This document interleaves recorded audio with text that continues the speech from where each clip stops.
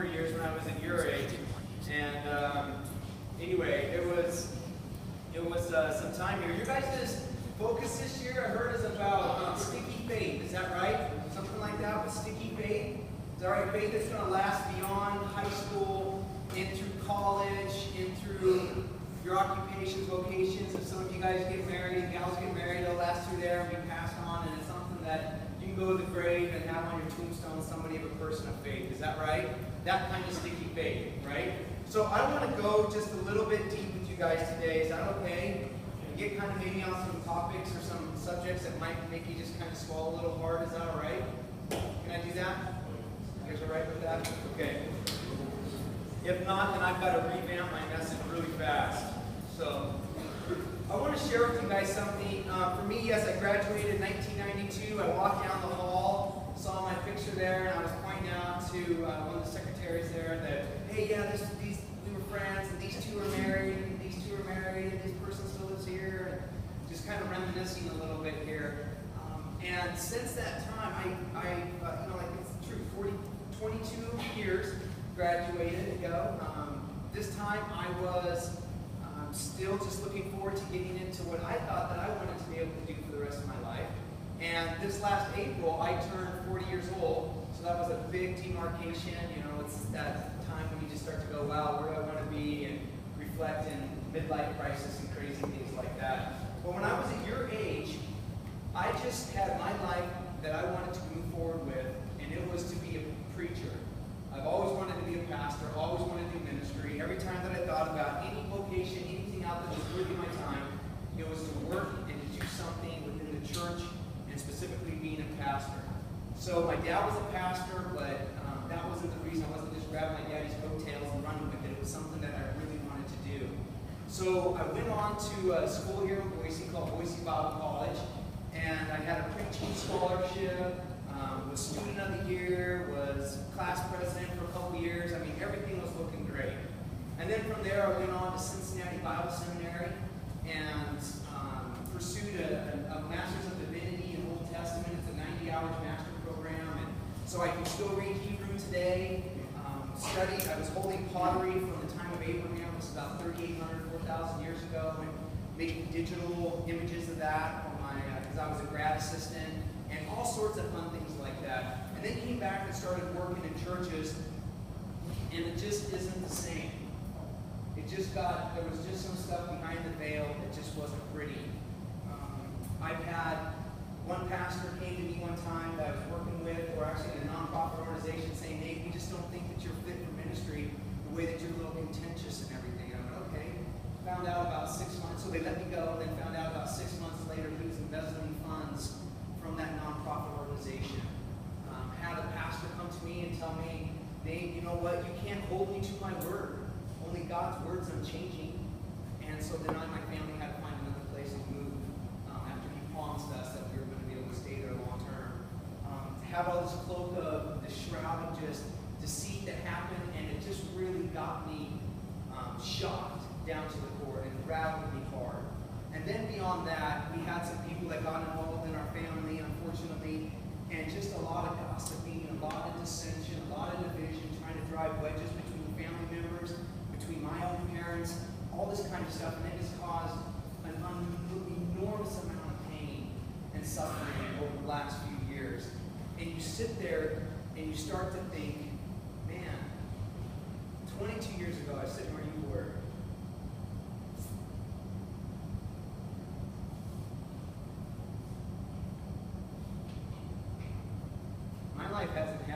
scripted it. It just hasn't. And that's true for anybody else that's my age and older. We all realize that. It just hasn't turned out that way. And what I want to talk to you guys about is what's going to make sticky faith. Because you read stats, and I think it's a little embellished there, but they'll say like 80% of teens walk away from the church. 80% of teens will walk away from the church. And that's just a little bit beyond what really the facts are pointing at. The reality is that about 2/3 of them come back somewhere during their life, back to the church. But what happens during that time when they're away? Man, a lot of hard things start happening. And so I want to read to you guys just a little quick something here that about teenagers and leaving the faith. It says between 17 and 19 years old is when this dropout happens. Our studies show that those that regularly attended for at least a year in high school, so it's not really that accurate. But here's what it said. In most cases, our surveys show a lack of intentionally trying to leave the church. 80% of young people who drop out of the church said they didn't plan to during high school. It just happened. They didn't reject faith. They didn't leave because they disagreed with their pastor theologically. For the most part, they just simply lost track of the church and stopped seeing it as important in their life. You get up and you start having your own plans and your own visions for your life, and the next thing you realize is that church service where they're playing the music that just doesn't seem as hot as when I'm here on the radio, yeah, whatever. And that pastor's just not as cool as he used to be, yeah, whatever. And next thing you know is it's more inviting to go ahead and hang out and work a little bit more on your projects and on your hobbies, or to hang out more with other friends. And next thing you know is you're not trying to walk away, and you're not doing as bad as you could be. And the next thing you know is you wake up and you don't know where the next church is. And you don't know where to get connected back with God. And you don't know where these thoughts are coming from in your head. And next thing you know is you're distancing yourself. And all of a sudden praying before a meal or praying before the morning or reading your Bible, all of a sudden just starts getting forgotten about. And you look over your shoulder and you go, whoa, what happened? The other thing I want to point out, and where I think that where the faith gets, where we have to keep it sticky, is that during these last 22 years, as I reflect back on my life, see, 2 years ago we had our 20th anniversary there. Not anniversary, that's kind of what we call reunion. 20th reunion. Met here in Nampa, and I sat around the room, and let me tell you, I wasn't the only one whose life didn't turn out the way that it did. We had people sitting there, 2 people lost their dads already. Their dads are gone. We had other people not in that room, but I know other contemporaries, like because I also went to Green High School for a year, they've already been through divorces, some of them have lost children, some of them have lost jobs, and it just goes on and on. And it's not the way that you plan it. And so what happens, and what I found out, and this is just my observation with my peer group, is what I found out is this. Divorce starts happening in your home. A breakup starts happening with somebody that you thought was a really close friend, whether the opposite sex or a good friend. Jobs don't turn out. You get knifed in the back by somebody you trust, and the next thing you start doing, and there's a switch that can be turned on in your mind, and that is this. Why did you let this happen to me, God? Do I need a mic here? Is it pretty tough? Okay. I'm sorry, okay. So is this a little better? I'm sorry, I'm just used to, I have a loud voice, and so I'm just used to not using a mic. I'm sorry about that, but maybe this is just a little bit better. Can you guys all hear me a little bit better? Okay. And so somewhere, do you want me to back it up to the beginning? I'm just kidding. No, not again. Okay, so I'll just back up just a little bit. Somewhere along the line, there's a switch that gets turned on in your mind. That all this pain, all this suffering, all these bad things that start happening in you, all these things that start happening to you, a switch can get turned on in your mind that says, why are you doing this to me, God? God, why are you causing my parents to divorce? God, why is this good Christian person hurting me this badly. God, you know that I dedicated my life to you and I can't have kids. God, you know that I've kept myself pure. I swear I have, and you know it, and I can't find someone to marry. Why is this happening to me? Why are you doing this? Why are you doing this? And of course, at that juncture, church becomes irrelevant. Why pray to the one that you know that's hurting you, or you think that is? Why would you want to read what he has to say? And why would you want to hang out with a bunch of other disillusioned people singing songs to him? And listening to some pastor go ahead and just kind of whip up some fluff to make you feel good that loses by the time you get in the car? Why would you want to? And so I want to talk about what's going to keep it sticky through that time. Because I can look back, and I'm younger than a lot, but in these last 22 years, there has been some things that I've learned. And I just want to share that with you from this vantage point of someone that's just been a little bit farther down the runway than where you're at. Number one is, you really have to realize it's not God's fault. Who is the prince of this world? Come on, this is a Christian school. Who's the prince of this world? Satan. Is he loose on this planet? So is he able to do what he wants to do? Yes. So is it possible that some of these things are because Satan is involved in it? Yes. But the course of question always comes back with God, you could have stopped it. Yeah. And God could have given me $1 million too. And God could take care of all of your woes too. You bet, but that's not the way he's organized this planet. That's not it. Because he's not after your comfort. He's after you. And he wants you to have faith in him. He doesn't want you to be comfortable. He wants you to have faith. And the deal is, do you trust him in spite of? Do you trust him in spite of parents divorcing, loved ones breaking up, premature deaths? Do you still trust him? Not only could you point and say, hey, it's the prince of the world that's loosed on here. You guys know the story of Job, right? Right? Job, in that story, Satan goes to Job, or excuse me, goes to God and says, can I test him? And what does God say? He says yes! What the heck? I mean, seriously, here's a guy that God has protected and blessed, and God says, go after him. Who makes you think that maybe God's not going to do that to you? And allow Satan to test you and sift you. Do you remember what he said with Peter? Satan has asked to sift you tonight on the night that Jesus was betrayed. And he said yes, because God is after faith, not comfort. And will you have faith in God in spite of? The other thing that we need to realize is sometimes it's truly our lack of wisdom. It really is. You rack up credit card debts and you go, God, why are you ruining my life? No, you didn't need to go on that vacation. You didn't need to have that extra hoagie sandwich. You didn't need those things that rack up on your credit card bills. We have a lack of application of wisdom, and then all of a sudden, we reap that. And that becomes a really hard thing. Do you guys know what Galatians 6:7 says? Do not be deceived. God is not mocked. What a person sows, that's what they will reap. And a lot of us in our prayer life are asking God to mock himself. God, I haven't been wise with all of these types of things. I planted this harvest of bad financial decisions, of bad relational decisions, of bad thought processes, of bad this and that.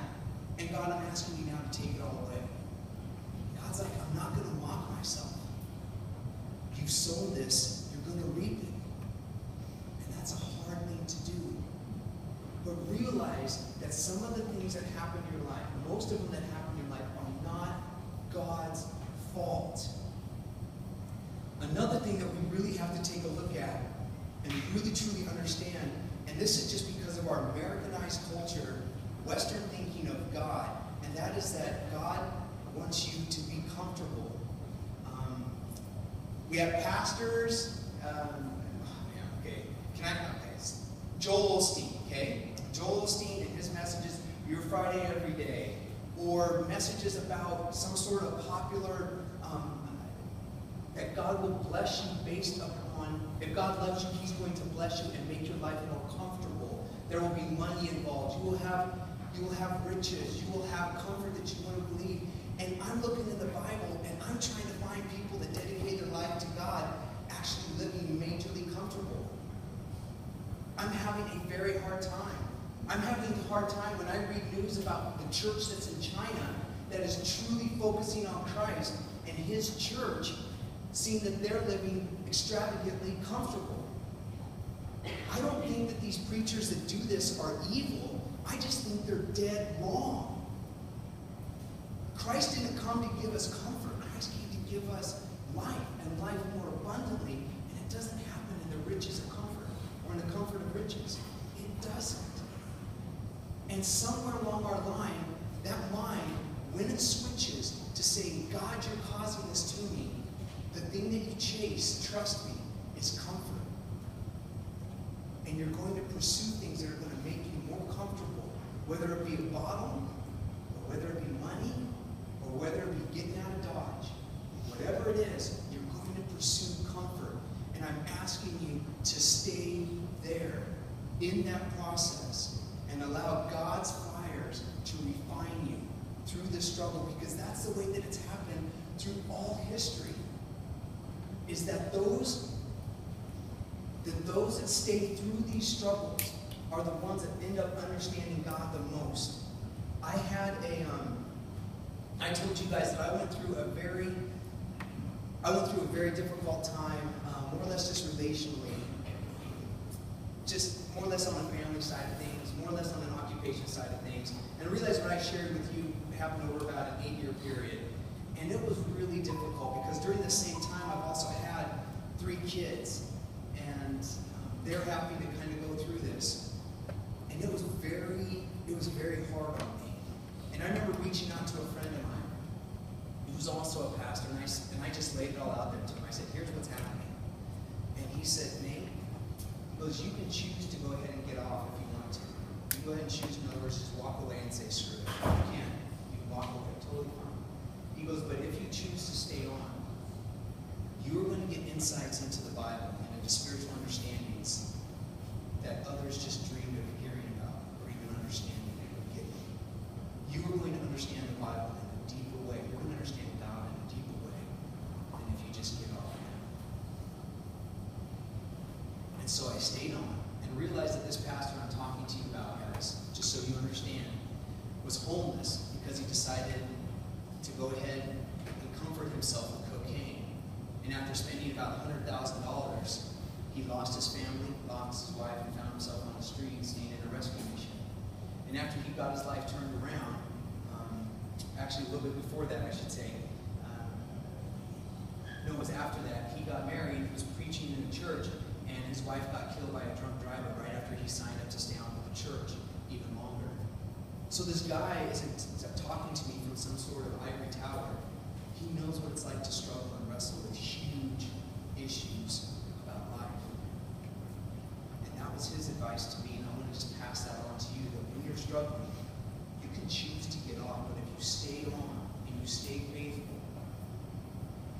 you will understand God and the Bible and spiritual understandings well farther than most ever will. As I look at this too, what I see what really happens to the people of faith is that when they're struggling, they remain obedient. They really do believe that it's more blessed to give than to receive. And so even though it's hard, they still do. They do believe that they should love their neighbor as their self. They do believe that they are supposed to worship only God. They do believe that Christian community is a priority. They believe these things, and even though it's hard, they still practice it, and they still do it. That's what's going to make your faith sticky. Is that even when it hurts, you go through it. I mean, that's how you guys train for some of your athletic competitions, right? It's not just when it gets hard to run, you stop, you push through it. So why would faith be any different? Even when it's hard, you push through it. And when it comes down to this comfort, and you begin to compare yourself with others, and they don't have as much, or you have as much, or you wish you could have more, or why couldn't your life be better, or whatever the case is, I want to just read to you guys something out of Hebrews chapter 11. Hebrews chapter 11 is known as the faith chapter, the Hall of Faith, and it goes through and it just talks about all of these people that were able to do amazing things because of their faith that they had in God. And all these people said that they lived in caves, they ate locusts, they were destitute. The world looked at them and said, "You are nothing." Let me read what it says about who they really are from God's vantage point. It said that they had, this is Hebrews chapter 11, verse 36, and they had trials of mockings and scourgings and bonds and imprisonments. They were stoned to death. They were sawn in two, most likely talking about Isaiah. They were sawn in two, and they were tempted, and they were killed by the sword, and they went about in sheepskins and goatskins. Very uncomfortable. You and I are wearing more comfortable clothes than these people that Paul is writing about here. Or maybe not Paul, somebody else. They were stoned and asunder, and they were tempted and slain by the sword. They went about in sheepskins, goatskins, destitute, afflicted, ill-treated. And then this thought, this phrase is in there, of whom the world was not worthy. Wandering in deserts and mountain caves and holes of the earth. And all these, having had witness borne to them in their faith, received not the promise in their lifetime, but God provided something better, that they should not be made perfect yet. But it's that phrase, of whom the world is not worthy. And the thought that comes to my mind is this. From God's perspective, if you put out Isaiah out there, if you put John the Baptist, if you put some of these other people that didn't live in comfort, for God's sake, who didn't have all the amenities, who looked at, from the world standards, from a view from away, from a distant view, you could say, these people were not loved by God. From God's vantage point, he says, if you offered them everything that that world has, it's not even enough of their value. Do you guys see that? That is the faith that sticks.